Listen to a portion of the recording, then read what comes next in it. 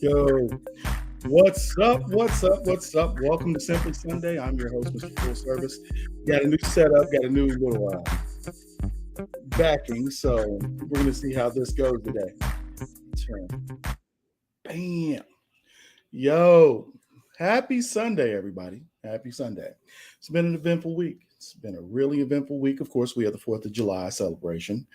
Everybody should be happy about that. So, all right. So let's remember, do unto others as you would have them do unto you.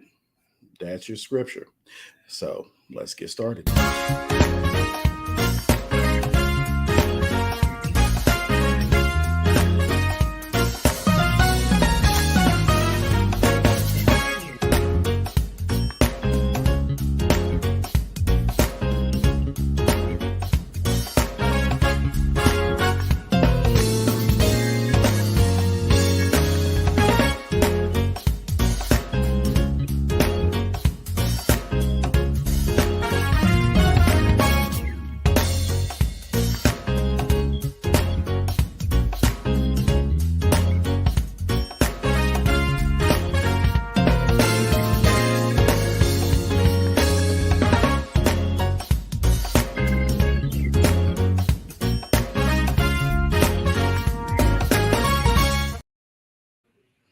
What's up, everybody? Welcome to Simply Sunday. I am your host, Mr. Full Service.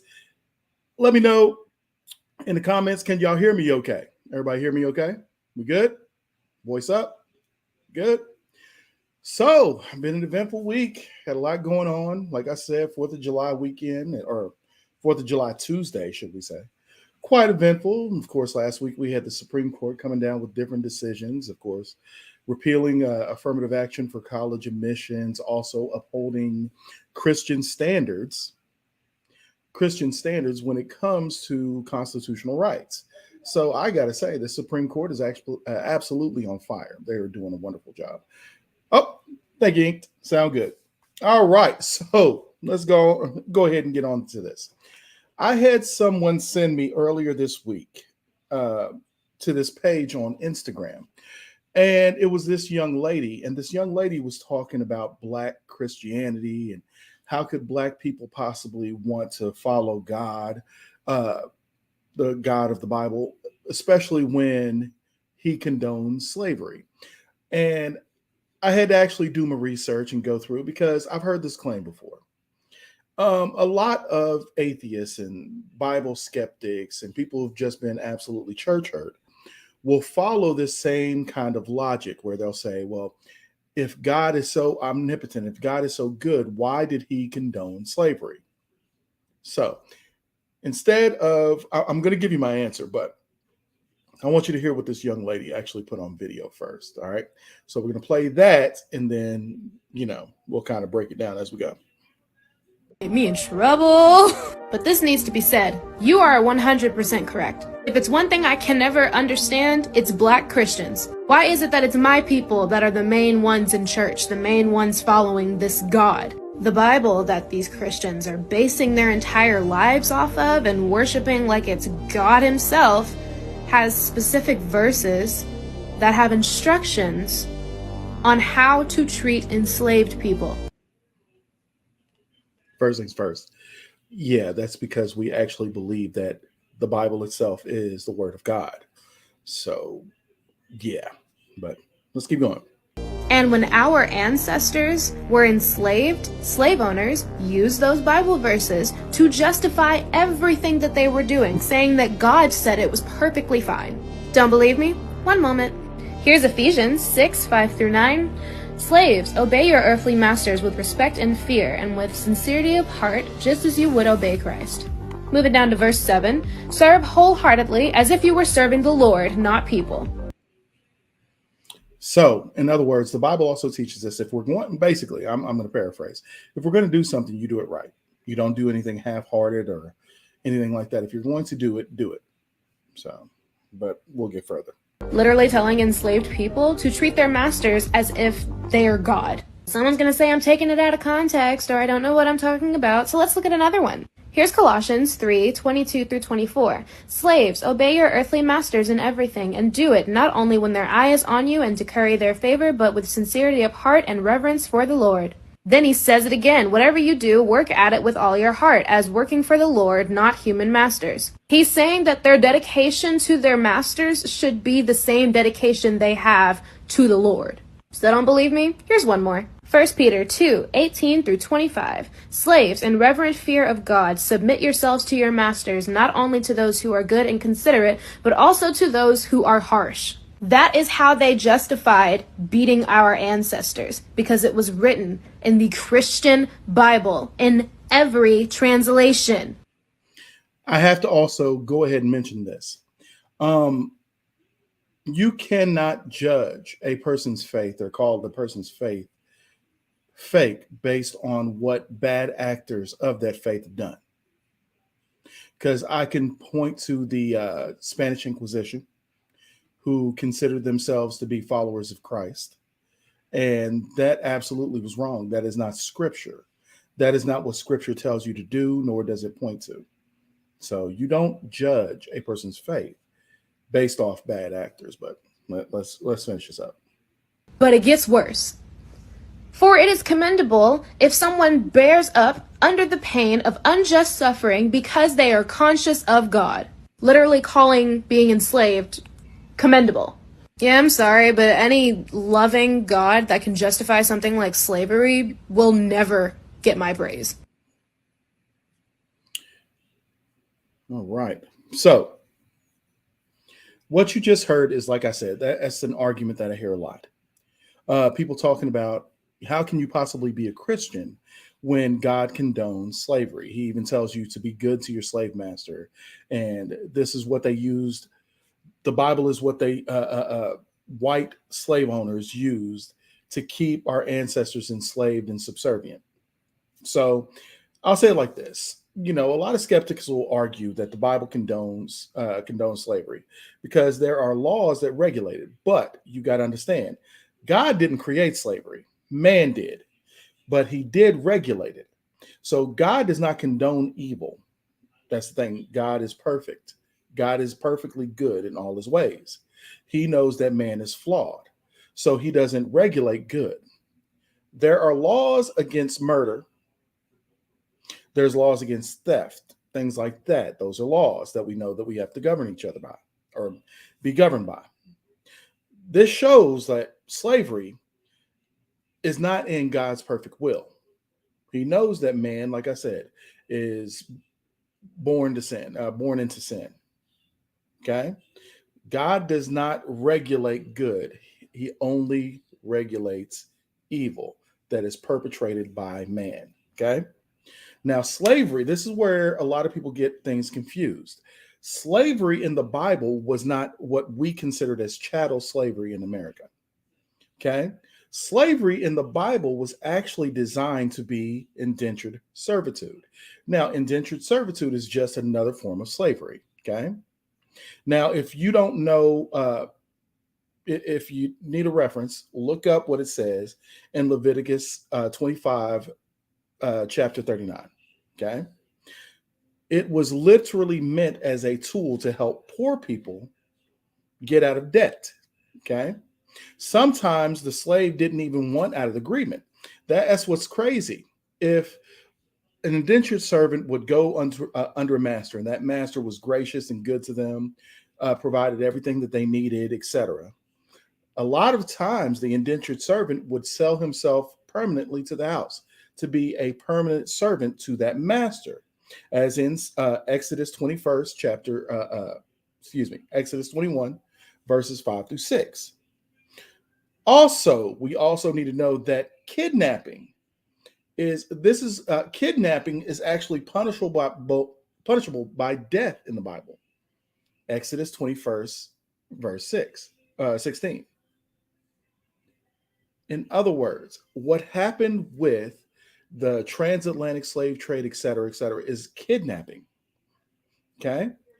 Africans would go to other smaller African tribes. They would take the men and sell them into slavery. Not only did they sold them to the Muslims, they sold them to Europeans, they sold them to the Asians. Okay.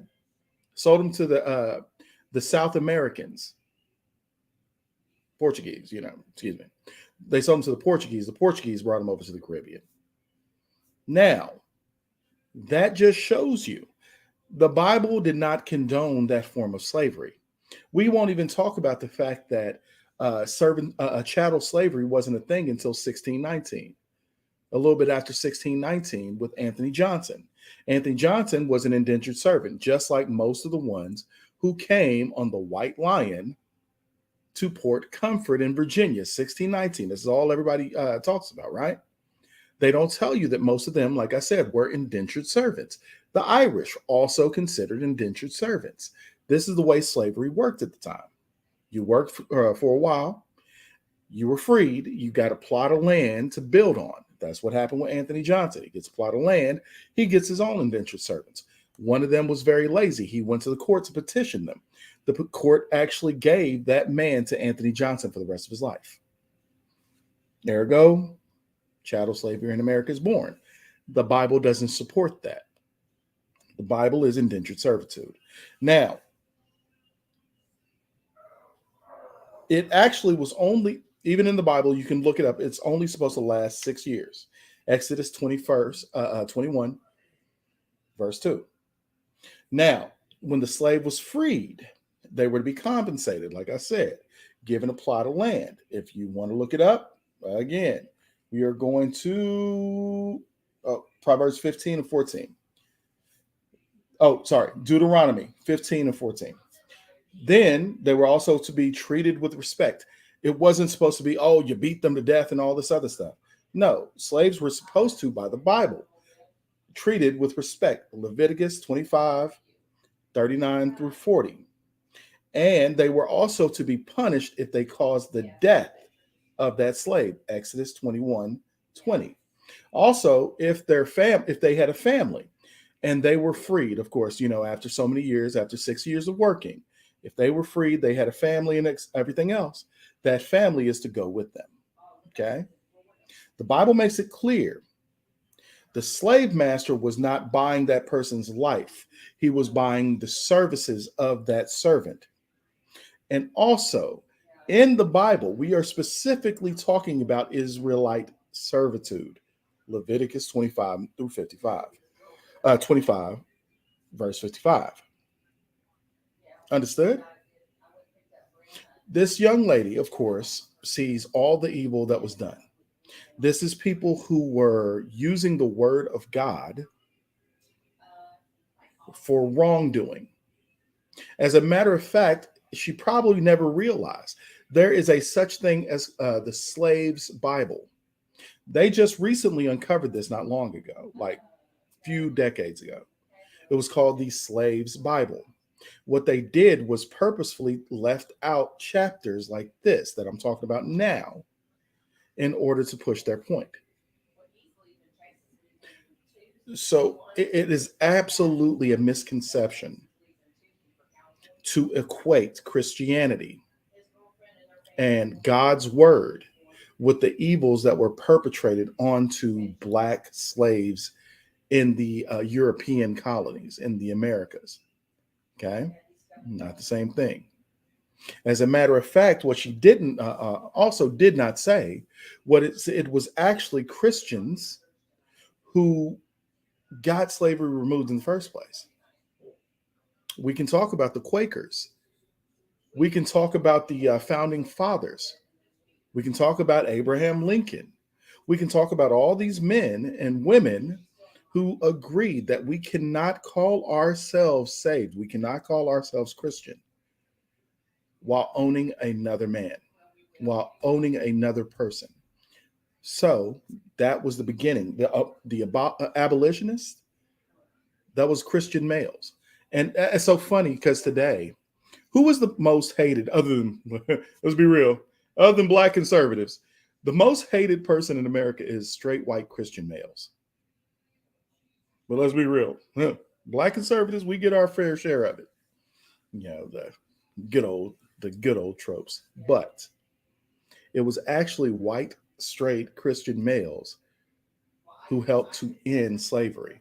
We can talk about the 300,000 plus Union soldiers who died in the Civil War. But that's conversation for another day. So that is my response to her. All right, moving on. So recently, Brandon Tatum, Officer Tatum, I don't know if you guys know who this is. He is a black conservative out of Arizona. He's a former police officer, former football player, et cetera, et cetera. And he is one of the co-founders of the Blexit organization with Candace Owens. Oh, can't post. Oh, sorry. So anyway, with Candace Owens. And what the Blexit organization is the black exit from the Republican Party, or from the Democratic Party. Or as I like to say, the black exit from the Democratic plantation.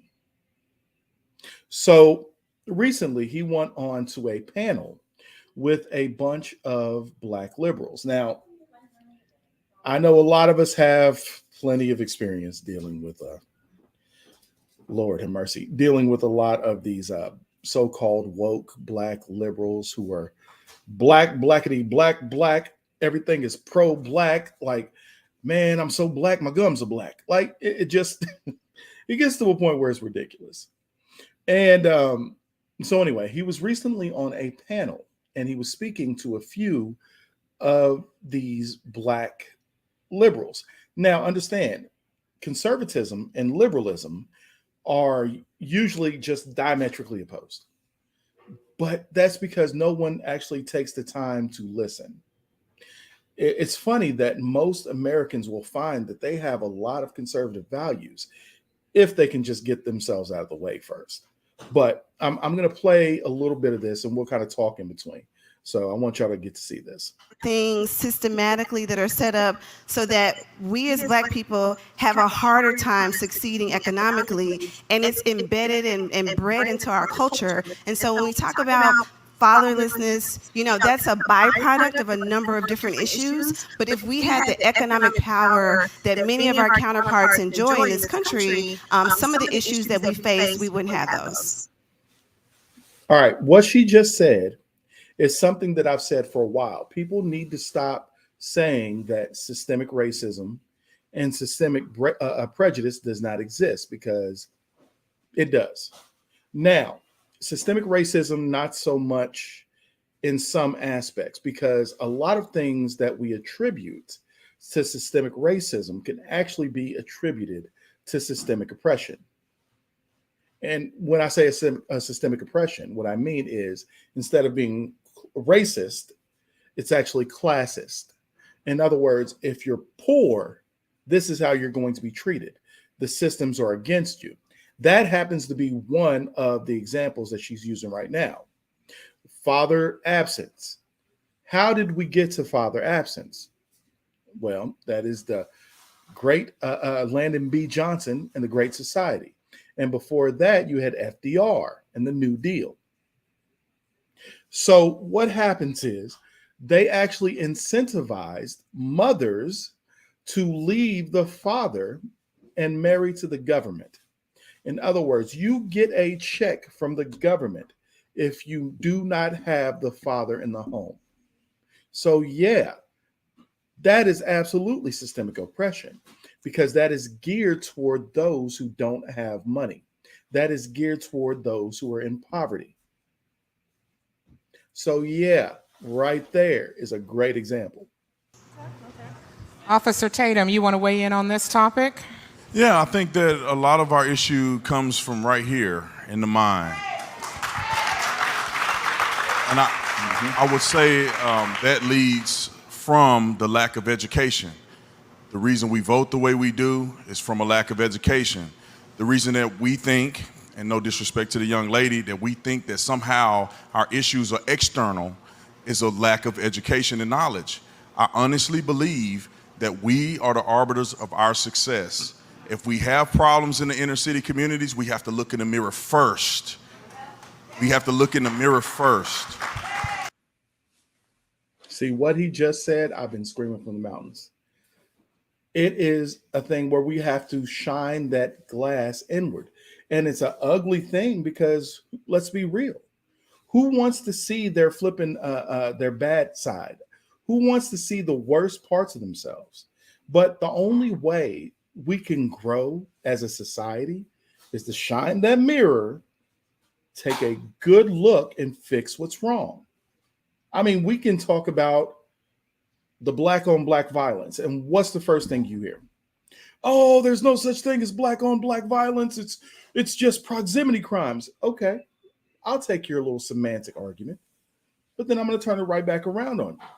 Okay, so if we're just going to call it proximity crimes, then you tell me, why is the rate of our proximity crimes so much higher than our white counterparts, than our Asian counterparts, than our Hispanic counterparts? I know people get tired of me picking on Chicago, but I'm going to use Chicago because those are the numbers we've done. In Chicago, black on black homicide, 1 out of every 715 black males were the victim of homicide in Cook County. Now, if you're wondering what that rate is, that is a rate of 139.9 per every 100,000 people. Now, for proximity crimes for our less melanated counterparts, it was 1 out of every 72,528. That is a rate of 1.37 per 100,000 people. That is a rate almost 10 times as high. Huh? And that's not a problem? You don't see that as a problem? Then we can get into the music. We can start talking about what other music do you hear that has homicidal lyrics in it every single time you turn on the radio? It's talking about nothing other than denigrating women and killing your brother. Sell drugs. Hey, you put that in somebody's ear long enough, it becomes a lifestyle, doesn't it? Why do you think the violence, the homicide, the single motherhood rates, and all these things are starting to grow exponentially? We have to fix the culture. And in order to do that, like I said, you have to take that long look in the mirror and fix what's wrong. Because on this panel, I highly doubt that anybody on this panel is affected by systemic issues and the systematic oppression. That's not true.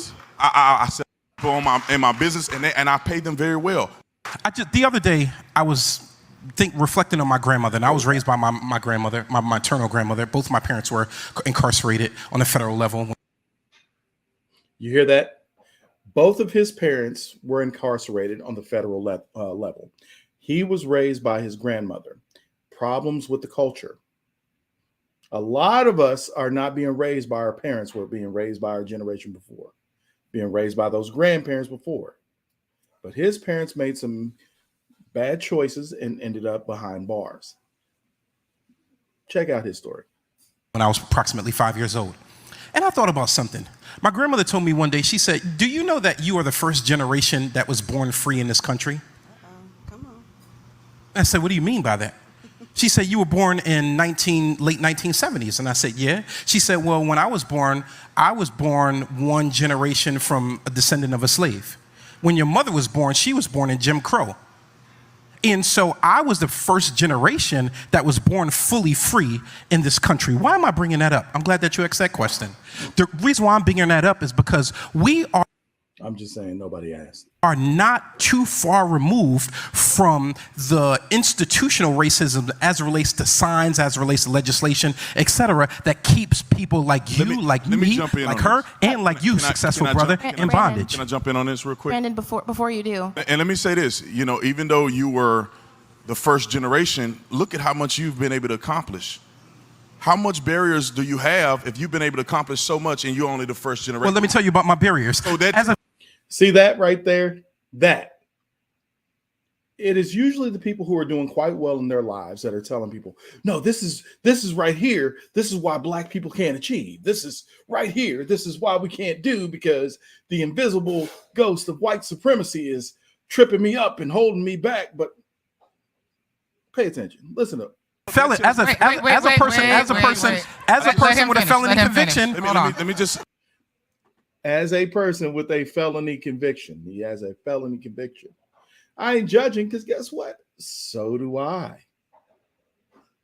And I've been able to achieve success despite those felony convictions, because that's how America works. The system isn't broken. People are just lazy. I'm gonna let him keep going. Let me just. I can tell you about my barriers. There are more than 46,000 collateral consequences to one felony conviction in the United States of America. What did you do? What did you do to go to jail?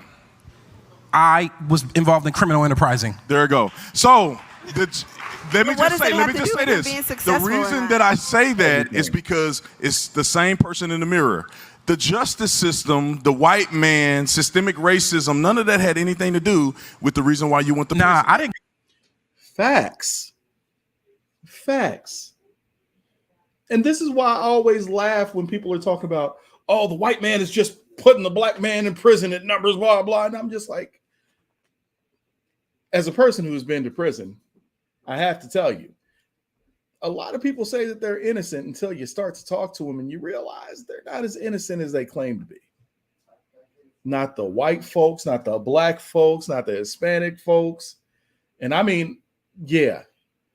What is funny is none of them are blaming anyone else but themselves for the reasons why they are in there. They ain't sitting there talking about, oh, my mama, my daddy. They ain't talking about this and that. A lot of them have come to the realization that, hey, I'm here because of the choices that I made. But it's the people who are on the outside of the walls that are arguing for them. That blows my mind when people are so flipping upset for you. Don't be upset for me. I made choices that landed me in prison.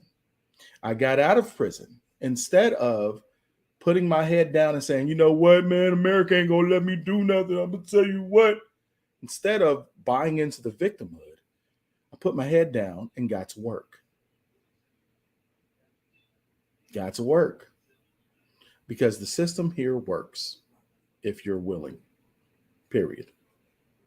Get prosecuted by a white man. I got prosecuted by a black prosecutor. I got prosecuted by a black. I got sentenced by a black judge. This wasn't about white. This wasn't about black. Hang on one second. The system in and of itself. I'm telling you, the reason why you went there and I didn't is because decisions that you made and I didn't make those decisions.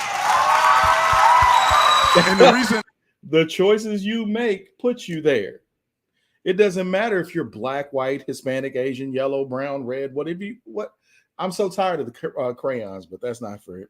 That's a subject for another day. But choices that we make are what land us there, not our skin color. And the reason why you're successful now are the positive decisions that you made learning from the experience. Those are decisions that you're making are the arbiters of your success. It has nothing to do with these external factors. Being raised, innocent. I was raised by a single parent, and I feel that I'm considered one of the people that are successful when we talk about, what success looks like within the black community. But even still, even being raised in a single family, being educated, having a successful job, a successful career, I still understand that there are systematic things in this country that are against me. And I don't care how people. My question is, I've always said this, and I've always asked this question of liberals. What systems do you believe are against you so we can actually bond together and fix them? Because if you can show me the things that you feel are holding you back and they are tangible, they are actually something, there is a law written, or there are people, individuals who are actually expressing racism when it comes to hiring, employment, education. We can stand together on that. But you'll see where this lady loses me in just a second. Hold on.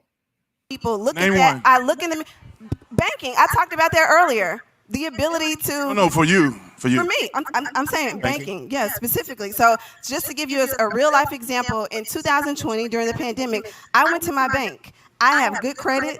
I've paid back my student loans. I, don't have any outstanding debt to income ratio, and I could not get $60,000. And I asked my bank, why was I denied a person? So the way that she lays this out, it sounds like really what factors could it be? But what's funny is they always first go to racism. Like, if I didn't get this loan, if I didn't get this job, if I didn't get this, that, and the third, it has to be race. There's nothing else. It has to be because I'm Black. Who has A1 credit, don't have any student loans. I have, 2 or 3 properties. Why am I being denied a $60,000 personal loan? And you know what? They said because you're Black? They didn't give me an answer. But how do you know it's because you're Black? What I'm saying is, wait a minute. There are no indicators. How do you know it's because of the color of your skin? What I'm saying is, there are no indicators for why I should have been denied. That's what I'm saying. Do you know that any white people have been denied with the same qualification? I don't know, because I didn't go out and poll white people. There's no way. This isn't a conversation about white people. This is a conversation about me. No, but see, that's where the issue is. You can't sit there and make the claim that it is racism without actual facts, proof. Are they denying you based on this, that, third? What are the factors that they are denying you on? Does a white person who has the same credentials with you get the loan, or do they get denied too? Was there something else that you could have put down on your loan that caused you to be denied? Those are the things you need, tangibles, in order to stand and fight with somebody. But check them out. But there's no way you're hindrance. You're acknowledging a hindrance to Yes, I'm acknowledging a hindrance in what you're considering to be a successful person, doing what they're supposed to do, going out and working, having good credit, paying their bills on time, and still being denied with no reason given. As a Black person. That's what as a Black person. That happened to you. I'm saying that happened to me. What I'm saying is, yes, I'm saying it happened. Okay. And I happen to be Black, yes. Alea, I want to talk about but wait a minute, I'd like Brandon to respond to that. I see you set back, you're frustrated. Listen, I'd like you to respond. I will. Yeah. You got 2 minutes. She really don't want him to respond to this because it's not going to be what she wants. 2 minutes. All I want to say is that I can fight with you if we have evidence. If you went to the bank and you have evidence that they've been giving loans to people with equal qualification as you have, and because you being Black, they denied you, let's go to the bank and let's show up. Let's pull up. Exactly. But the thing is that it's not fair to make that determination without unequivocal facts, because what it does is it generates this idea that it's because you're Black. There may be something or that you could have changed on you when you made the application or not that could have caused you to get the loan. There are some educational points there that could have been effective, but you can't just say it's your race, because then you're telling the next young person and the next young Black person, and before you know it, they don't even give it a try when you're saying something that's not verified. No. All right, listen. Yo, I can't say it any better than he just did. Give me something to work with other than this is how I feel. I feel like it's based on this. Let's get some tangibles. Let's put some evidence together. And if it turns out that it actually is based on your race and nothing else, let's show up. Let's fight. but you can't expect me to stand with you shoulder and shoulder if we don't have a leg to stand on. All right? Good job, Officer Tatum. Now, you need to go watch that full panel because Brandon Tatum was on fire. My boy was absolutely on fire on this one. He didn't miss. I mean, look, I'm over here making burr, burr, burr. My boy did not miss this day. So go check that interview out. So, all right, we are halfway through Simply Sundays with Mr. Full Service. Next up, we got Vivek Ramaswamy on The Breakfast Club and also Jill Scott's rendition of the national anthem on Simply Sundays with Mr. Full Service. We will be right back. All right. Deuces.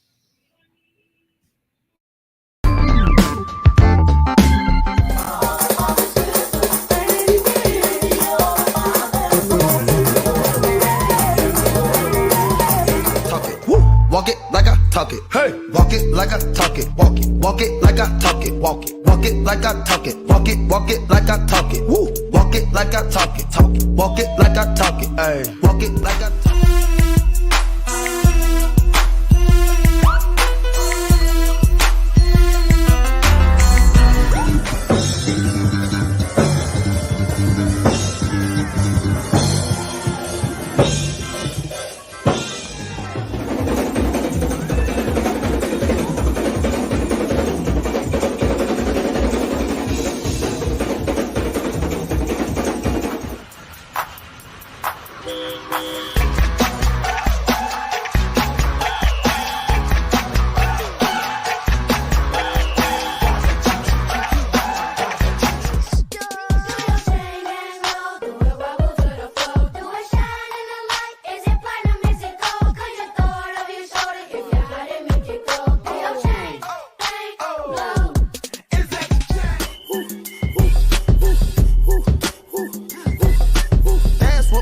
In the nighttime, trap with the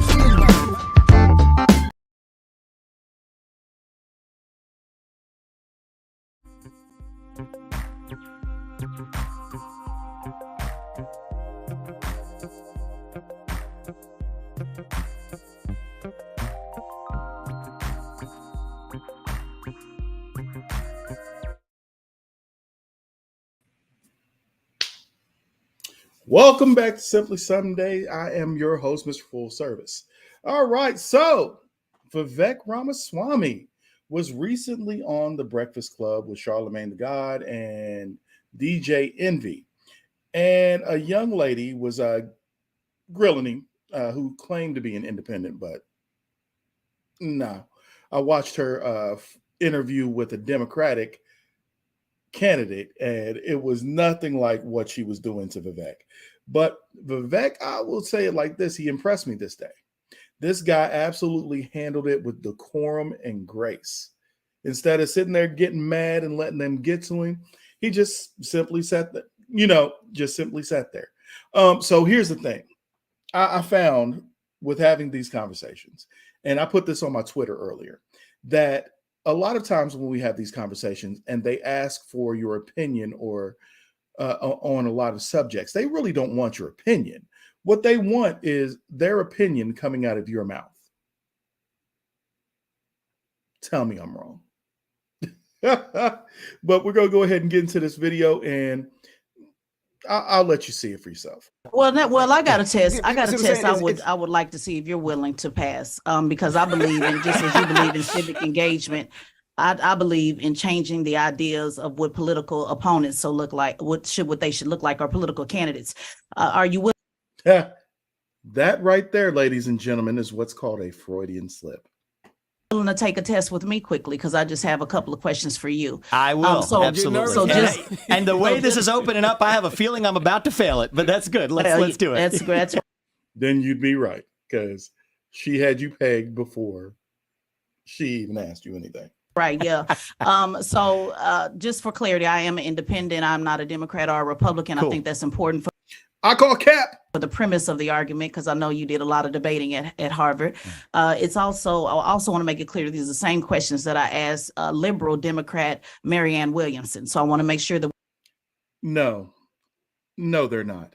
I would absolutely show you guys the Marianne Williamson video.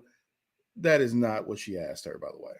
We put that out there as well, just Fair to kind enough. of set the foundation. I'm for the open test. to being humbled. Let's do this. Okay, great. Let's go.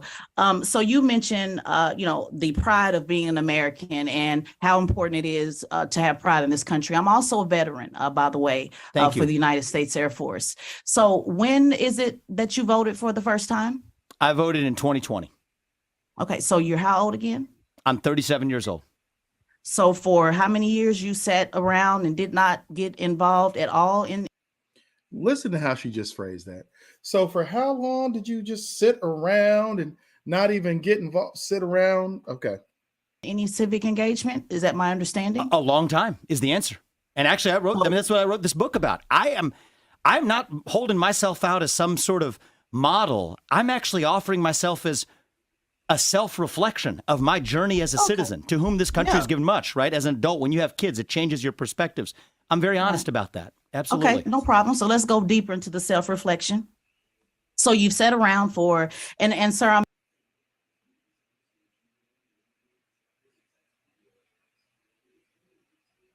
sir, I'm being as respectful as I possibly can. Please don't take anything.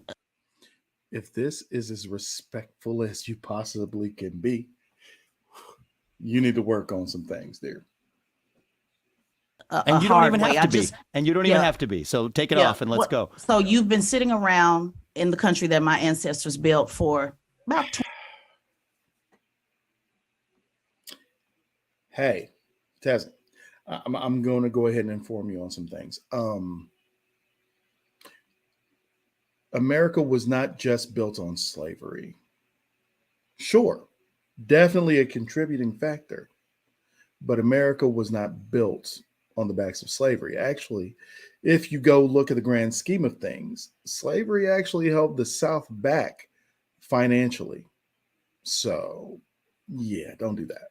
20 years, your parents came over as immigrants, brought you over. You made millions, according to your resume, off of this country, and you have absolutely not been involved in civics. One, not voting, and two, let me just ask, because I know you mentioned earlier you don't want to sit around at the debate and talk about accomplishments. Let's make the accomplishments pretty simple. In high school, were you ever a class president? I'm going to tell you now, this is where Vivek could have absolutely just shown. But he tried to keep himself kind of subdued and humble. Like me, oh, bro, I'd have been the one that's sitting there humble bragging. Like, let me tell you now, I graduated from Harvard. I then went to Yale Law School.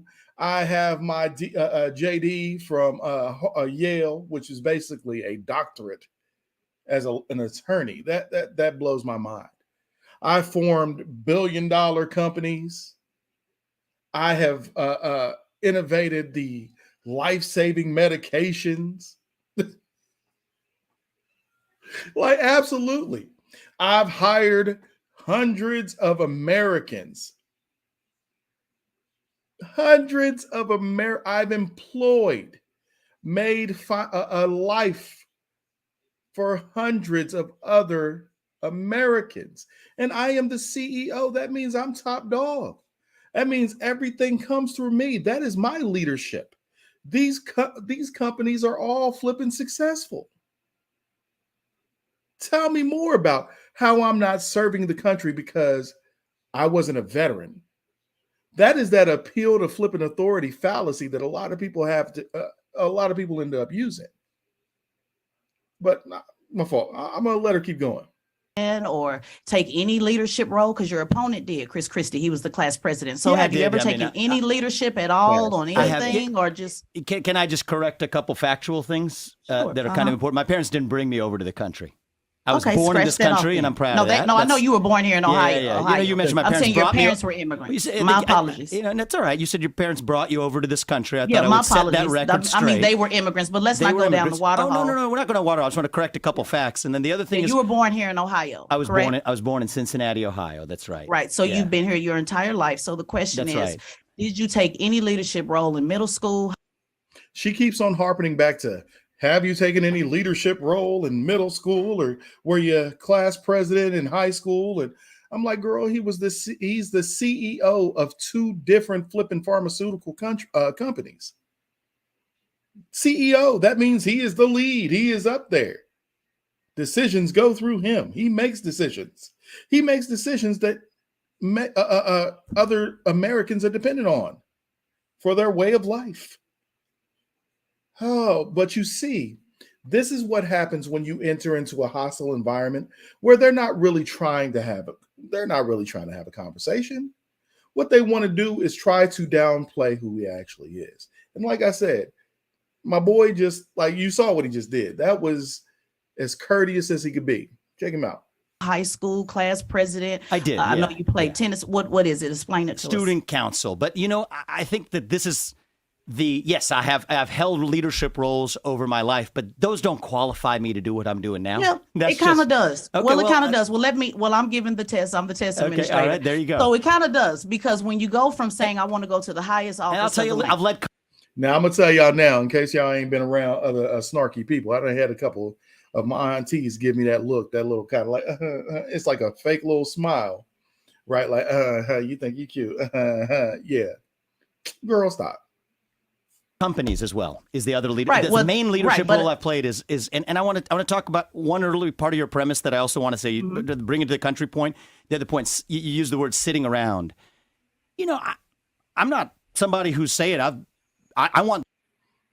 Make sure y'all pay attention to this. The next generation, my kids' generation, to have more civic duties when they graduate from high school and college than I did when I did. That being said, I wasn't sitting around.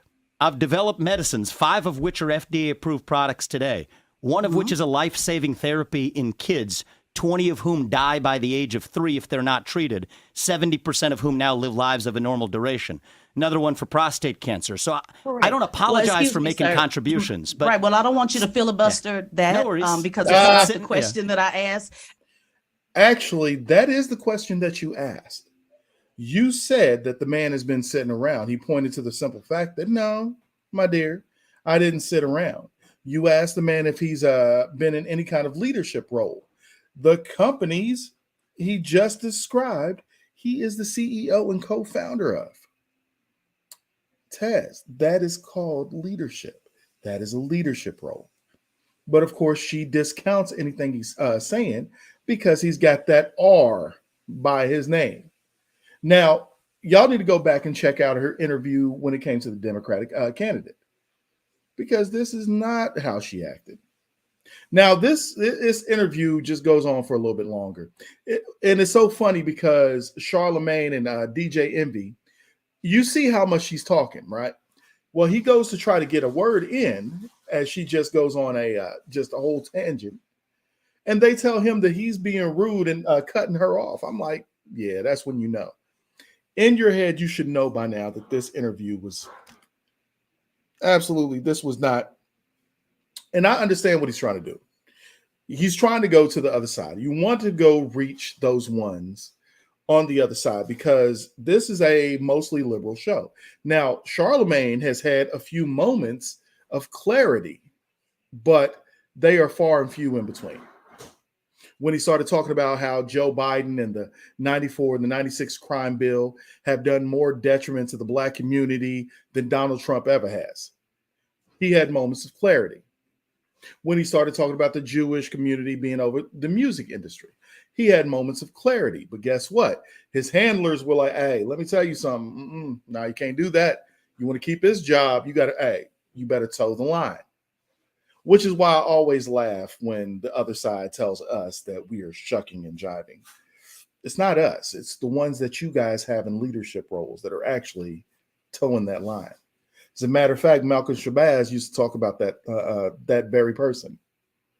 He said, don't worry, they'll put a few of those community leaders right in front of your face, and they're misleading you, taking you the wrong direction. Just saying. So listen, if you get a chance, definitely go check out the rest of this interview because it is quite long, okay? So I just wanted to make sure that we had enough time to get into Jill Scott. Now, Jill Scott is one of those elites, like I said, who likes to sell the Black community their victimhood. In other words, hey, I'd have made $12 million singing songs being an entertainer, but I want to make sure that Black Americans know that y'all can't achieve because the system's against you. Lizzo sits there and sells people their oppression. Then you got the Obamas. Literally, the day that affirmative action was taken down by the Supreme Court, they start talking about, oh, see, this right here, this is why Black Americans can't achieve. And all the while, they are literally on a yacht in Greece, telling other Black Americans that you can't do while you were. Do you understand? It's just stupid. But I want y'all to hear this song. Here you go. Hey, can you see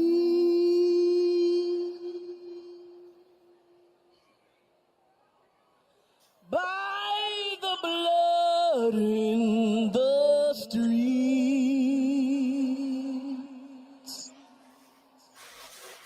that this place doesn't smile on you, colored child? I'm not even going to tell her she's out of key. Keep going. Whose blood built this land?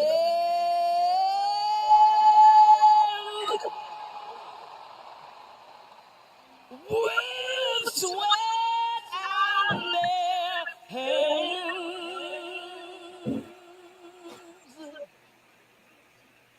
but you'll die in this place,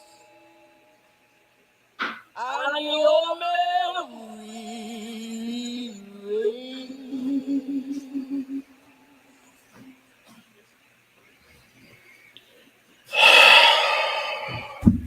Just a little bit more. Just a little bit more. Oh, say, does this truth hold any weight?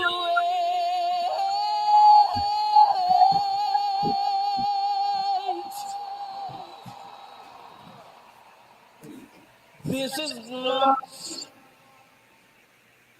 the land of the free,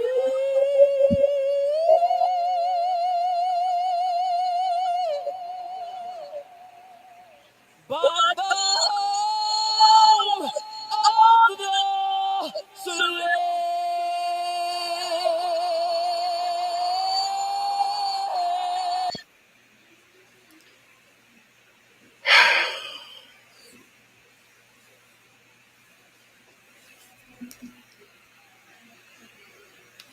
So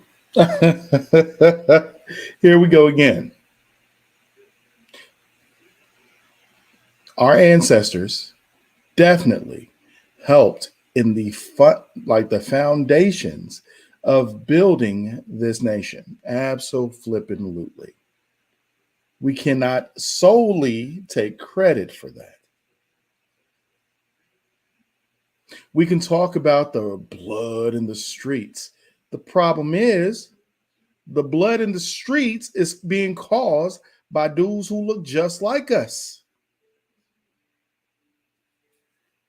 It's not the invisible flipping KKK out there just shooting Black folks in the street. It's dudes who look like us. But let's blame that on America, right? Let's blame that on the country. No. That's one of those moments where Brandon Tatum was talking about earlier. You need to look in that mirror and we got things to fix. We ain't even going to talk about the fact that my girl was a little bit off key. There was a couple times like Jill Scott is absolutely, she's a brilliant entertainer. Brilliant entertainer. But this is the rhetoric that we hear from elites right there. Plantation parroting. The same tropes. You have become successful in this land of oppression, and nobody else can be successful because you say so. It's stupid. That is not a thing that you tell people, that you tell impressionable youth. You do not tell the next generation coming up. Because guess what? If someone is oppressing you, the first thing you need to do is identify your oppressor. And the direction you're pointing in is people who are just trying to get by just like you.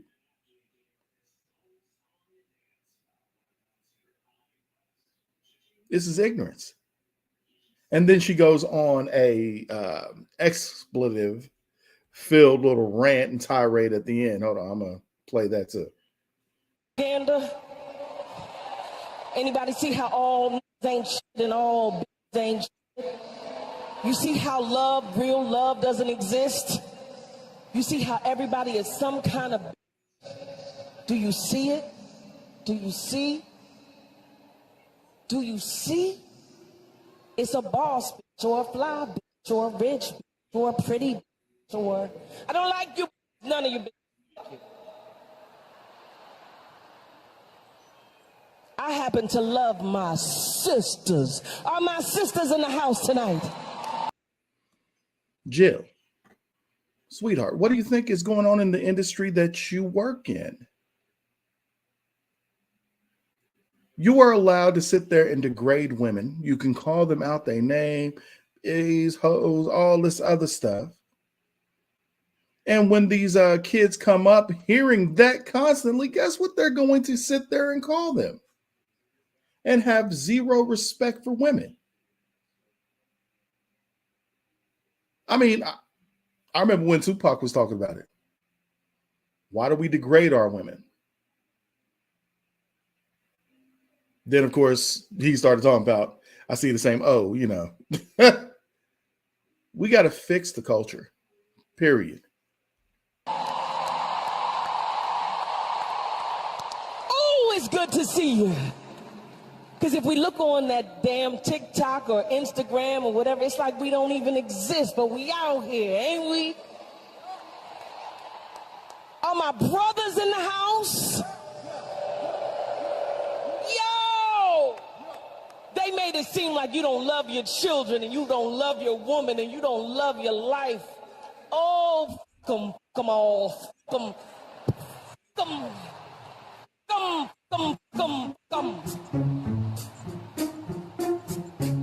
And somebody might be mad tonight. Old Jill said them too many times.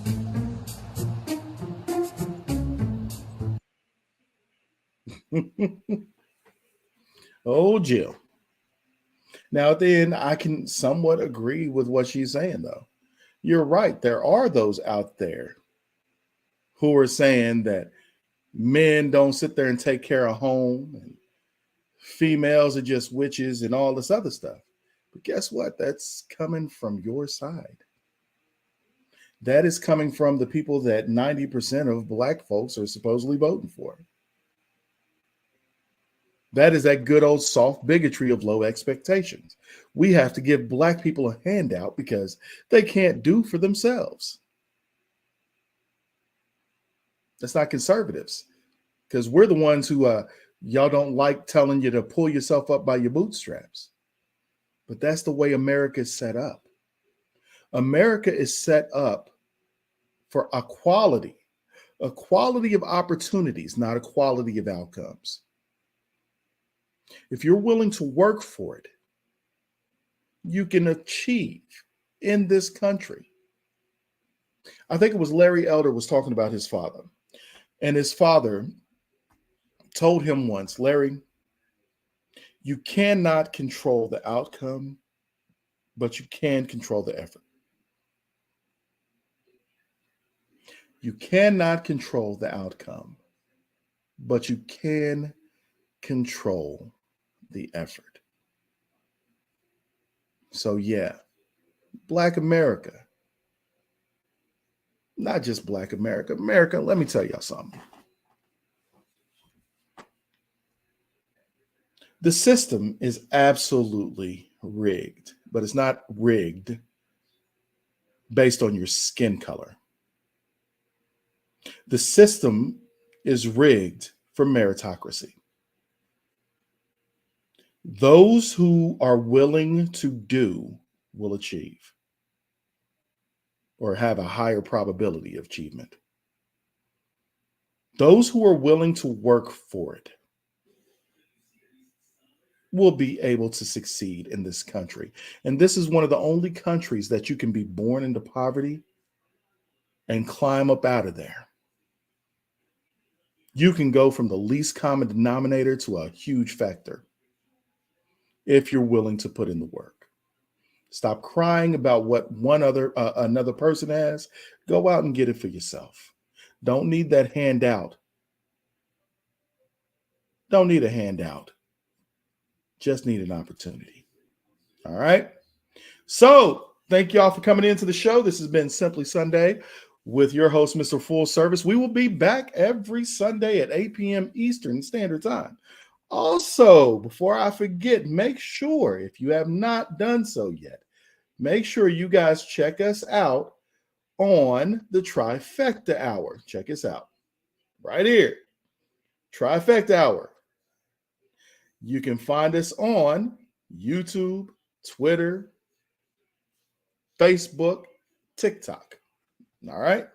Now we have a show, the Trifecta Hour, every Friday at 8 p.m. Eastern, that right now is streaming to TikTok. Not to mention the replays are up on YouTube. We put gems on there. That's all I'm saying. Go check out the replays on YouTube. Come check us out live on TikTok Fridays at 8 p.m. Eastern Standard Time. Trust me, you do not want to miss that show. All right? Make sure you tell your friends. Come check us out. We love to actually have conversation, okay? We relish in civil discourse. Now, I will tell you this, though. Whatever energy you come in with, understand that that will be thrown right back on you. You come in willing to actually talk and conversate, we're in. You come in just wanting to run your mouth and call people names, we'll probably end up making you cry. All right, y'all. Much love. Thank y'all for coming in. It's been Simply Sunday with Mr. Full Service. We will catch you next Sunday. Peace. Bye.